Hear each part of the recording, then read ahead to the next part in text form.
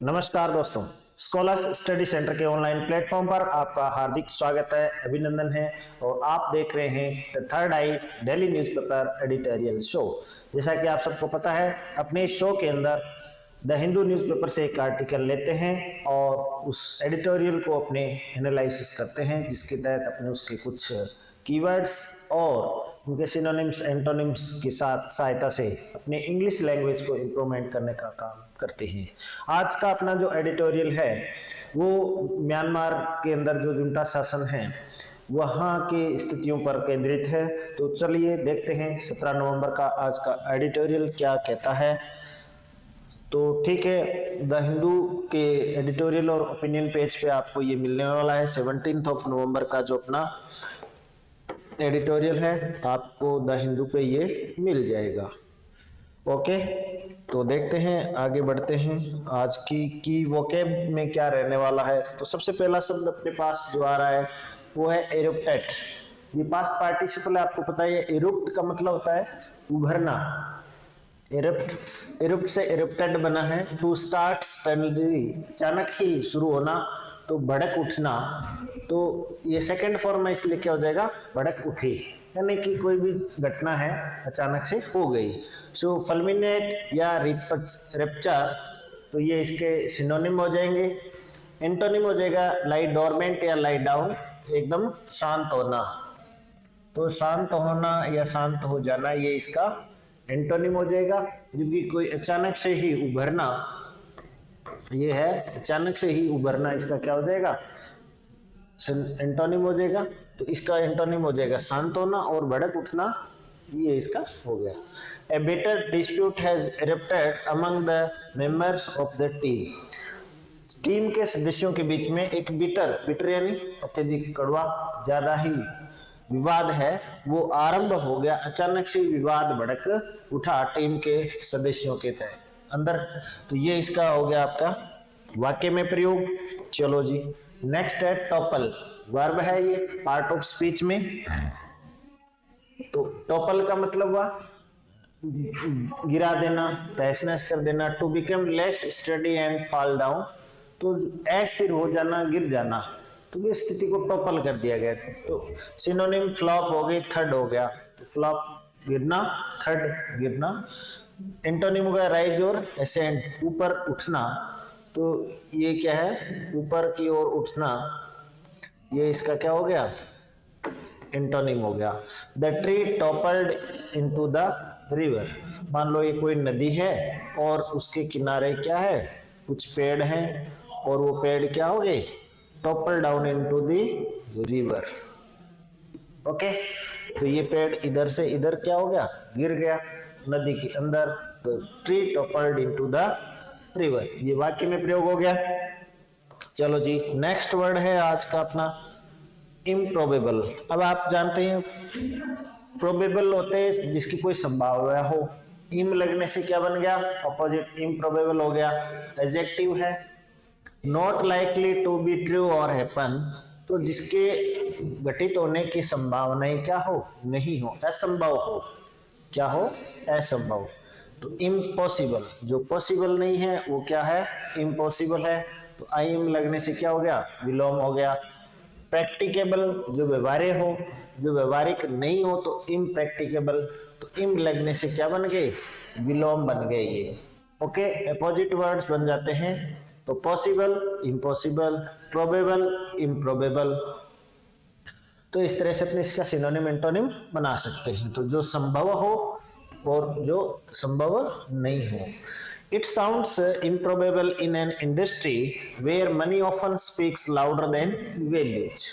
तो ये ऐसे असंभव सी बात लगती है इंडस्ट्री के अंदर जहां money speaks louder than values, जहां मूल्यों से ज्यादा पैसा बोलता है, जहां मूल्यों से ज्यादा पैसा बोलता है, ऐसी इंडस्ट्री में ये बात असंभव लगती है। या साउंड्स का मतलब फील होना, अपीयर्स होना। तो यहाँ साउंड का अर्थ है अपीयर होना। सीम, अपीयर या सीम, महसूस होना, प्रतीत होना, इसके अर्थ में ये आया है। चलो जी नेक्स्ट वर्ड देखते हैं आज का अपना, repercussions. Repercussions an unpleasant effect और result of something you do. आप कोई भी काम करें उसकी प्रतिक्रिया या प्रभाव या आघात, अपने कह सकते हैं आघात, यानी कि ऐसा रिजल्ट हो जो आपको प्रसन्न नहीं करे, आपकी इच्छा अनुरूप परिणाम नहीं हो। रिएक्शन और इम्पैक्ट। ओके, तो इम्पैक्ट का मतलब हुआ प्रभाव और रिएक्शन वही जो आपके अनप्लीजेंट इफेक्ट हो, रिजल्ट हो, परिणाम हो। इनकॉन्सिक्वेंस, कंसिक्वेंस होता है परिणाम, और इनकॉन्सिक्वेंस वांछनीय जो परिणाम नहीं हो। सिग्निफिकेंस, सिग्निफिकेंट से सिग्निफिकेंस बनाया जिसका महत्व हो। इनसिग्निफिकेंस अमहत्वहीन, ज्यादा महत्वपूर्ण न होना। Any decrease in tourism could have serious repercussions for the local economy। अगर कोई भी टूरिज्म में है जो पर्यटन के अंदर क्या होगी, कमी आएगी, कटौती होगी, तो उसके बड़े गंभीर रिपरकशंस, दुष्परिणाम होंगे फॉर द लोकल इकोनॉमी, स्थानीय अर्थव्यवस्था के लिए। तो ये हुआ वाक्य में प्रयोग। चलो जी नेक्स्ट आज का, चलो आते हैं एडिटोरियल पर। War in Myanmar. देखो दुनिया के अंदर जगह जगह झगड़े चल रहे हैं। रशिया यूक्रेन का युद्ध चल रहा है, हमको पता ही है। इधर इजराइल हमास फलस्तीन संघर्ष चल रहा है, और इधर अपने भारत की पड़ोस में म्यांमार में, बर्मा जिसे पहले कहते थे, वहां भी युद्ध की स्थिति है। On the junta and resorting democracy. Junta होता है वो मिलिट्री रूल, जो डेमोक्रेटिक गवर्नमेंट को है जो और पावर करके जो मिलिट्री के लोग सत्ता में आ गए, उनको म्यांमार में जुंटा कहा जाता है। जुंटा एंड रिजॉर्टिंग डेमोक्रेसी, तो वहां पर डेमोक्रेसी की क्या हालत है। The junta must hold talks with the rebels and relinquishes power. Relinquishes का मतलब होता है त्याग देना, रिलिक्विंस का मतलब होता है गिव अप कर देना, गिव अप त्यागना। तो जुंटा को क्या करना चाहिए, must hold talks with the rebels, विद्रोहियों के साथ बातचीत करनी चाहिए, और रिलिंक्विश पावर और give up the power. Junta को म्यांमार में सत्ता छोड़ देनी चाहिए। जुंटा वो मिलिट्री शासन है म्यांमार का, जिससे सत्ता छोड़ देनी चाहिए। कब, विद्रोहियों से बातचीत करने के बाद। और बातचीत कैसे करनी चाहिए, अवश्य ही करनी चाहिए। तो यहाँ पर कंपल्सन के लिए मस्ट का प्रयोग किया गया है।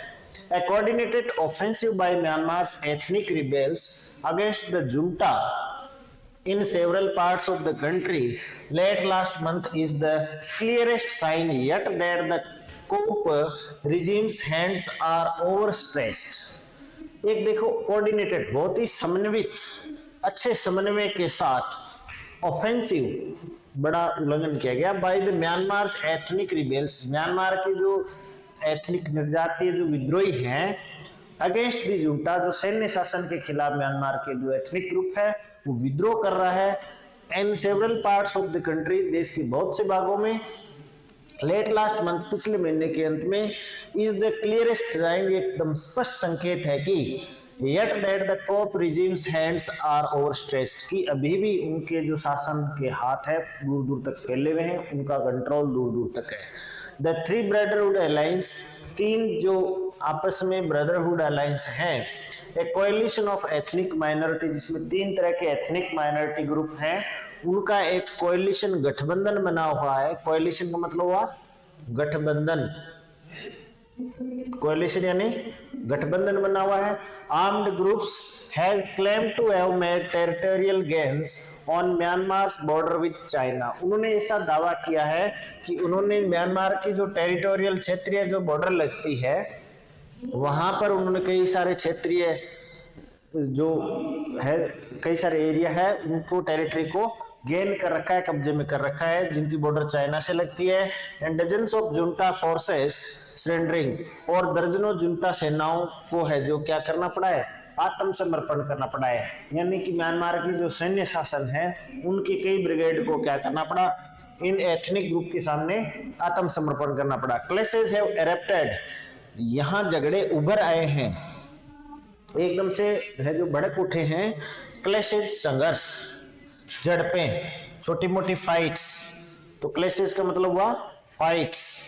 तो ये जो झगड़े हैं, संघर्ष हैं, वो उभर चुके हैं इन द रेस्टिव रेखाइन स्टेट, रेखाइन राज्य के अंदर, एंड चीन स्टेट, चीन राज्य के अंदर, दैट बॉर्डर्स इंडिया, जिनकी सीमा भारत से लगती है। अब आपने सुना ही होगा म्यांमार की जो इंडिया से, मणिपुर से जो बॉर्डर लगती है, वहां पर ये जो जुंटा जो सैनिक हैं, जो म्यांमार के एथनिक ग्रुप से हार रहे हैं, वो जान बचाने के लिए भारत में प्रवेश कर रहे हैं और भारतीय बल भी उन्हें गिरफ्तार कर रहे हैं।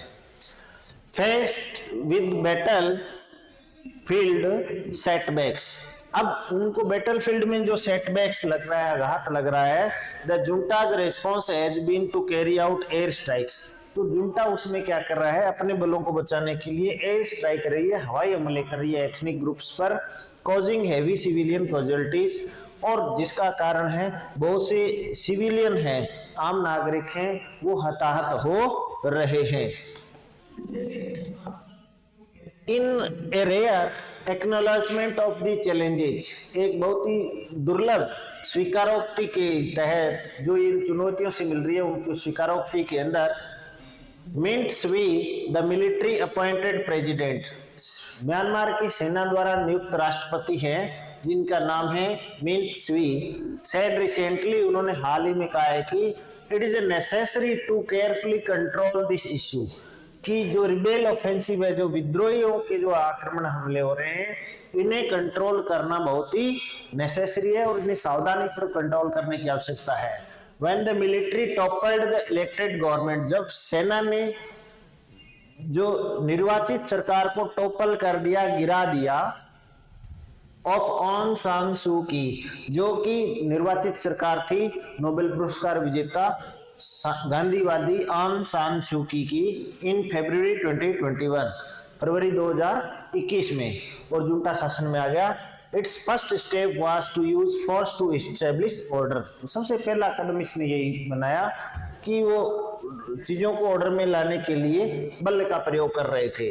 It jailed most of the pro-democracy politicians, इसने है जो प्रो डेमोक्रेसी पॉलिटिशियंस है, जो लोकतंत्र समर्थक नेता थे, उनको क्या किया, जेल में डाल दिया, इनकारसेट कर दिया, इंक्लूडिंग मिस शू की, जिसमें मिस आंग सांग सू की भी शामिल थी, and unleashed a violent crackdown on protest, और अनलीस्ड ए वायलेंट क्रैकडाउन, बहुत ही हिंसक और क्रूर कड़ाई कर दी प्रोटेस्ट के खिलाफ, जो भी विरोध करना चाहते थे उन पर बहुत ज्यादा कड़ी कार्रवाई शुरू कर दी। सिंस देन, तभी से ही over 4000 civilians and pro democracy activist have been killed by the military, सेना द्वारा लगभग 4000 नागरिकों को और लोकतंत्र समर्थकों जो कार्यकर्ता है वो मारे जा चुके हैं।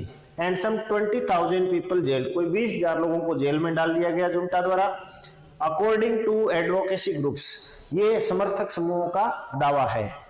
The United Nations estimates that 1.7 billion people have been forced out of their homes. संयुक्त राष्ट्र संघ का अनुमान है कि कोई 1.7 मिलियन लोग हैं, वो है जो घरों से बाहर निकलने को, forced out of their homes, उन्हें घरों से बाहर निकाल दिया गया है। But the junta's violence has done little in stabilizing the country. लेकिन जुंटा जो म्यांमार का मिलिट्री शासन है, उनकी हिंसा ने देश के अंदर स्थिति को स्टेबलाइज करने में, स्थिर करने में कोई मदद नहीं की है, इससे अस्थिरता ज्यादा ही बढ़ी है। तो ये विस्थापन की समस्या है, बढ़ रही है। Myanmar has faced violence by ethnic minorities for decades, Myanmar में जो एथनिक समूह है उनकी जो कि माइनॉरिटी के अंदर है, अल्पसंख्यक है, दशकों से ये समस्या है, हिंसा का सामना कर रहे हैं। बट इन द पास्ट, लेकिन पहले भी, भूतकाल में भी, the main political contradiction in Burmese society was the peaceful struggle by the pro democracy movement, लेकिन भूतकाल में भी जो मुख्य राजनीतिक जो विरोधाभास था, कॉन्ट्राडिक्शन था बर्मा के अंदर, बर्माई जो बर्मीज समुदाय है वो ये था कि शांति प्रिय संघर्ष था प्रो डेमोक्रेसी मूवमेंट में, यानी कि लोकतंत्र समर्थक जो आंदोलन है जो कि शांतिपूर्वक चल रहा था बर्मी समुदाय में, वो ये काफी दशकों से समस्या है। और इसका नेतृत्व किया गया लेड बाय मिस सू की, मिस आंग सान सू की ने इस जो लोकतंत्र समर्थक आंदोलन का नेतृत्व किया। This time the pro democracy movement gave up the Suu Kyian model of peaceful resistance. इस बार क्या हुआ, पहले तो शांतिप्रिय आंदोलन होता, लेकिन जो सूकी का जो मॉडल है कि हम शांतिपूर्ण आंदोलन करके लोकतंत्र की स्थापना कर लेंगे म्यांमार के अंदर, तो ये शांतिपूर्ण जो रेसिस्टेंस जो विरोध हो रहा था इस मॉडल को खत्म कर दिया गया। अब इन्होंने जो ये रेसिस्टेंस का जो तरीका है वो दूसरा अपना लिया। फॉर्म्ड एन अंडरग्राउंड गवर्नमेंट, इन्होंने एक अंडरग्राउंड सरकार बना ली। इस्टेब्लिश्ड ए मिलिशिया, मिलिशिया विंग आप जानते हो सैन्य शासन, जो सैन्य कार्रवाई बनाते हैं कि हम है जो लड़ करके लेंगे, तो मिलिशिया विंग बनाई। And joint hands with the ethnic rebels, और एथनिक जो विद्रोही हैं उनसे हाथ मिला लिया उन्होंने लोकतंत्र समर्थकों ने। End outcome of the coup regime did not anticipate, और उसका परिणाम है वो जुंटा ने जो पूर्वानुमान भी नहीं लगाया, एंटिसिपेट भी नहीं किया। ओवर 2 years, 2 वर्षों में new political realities have emerged, नई राजनीतिक जो वास्तविकताएं हैं वे उभर गई।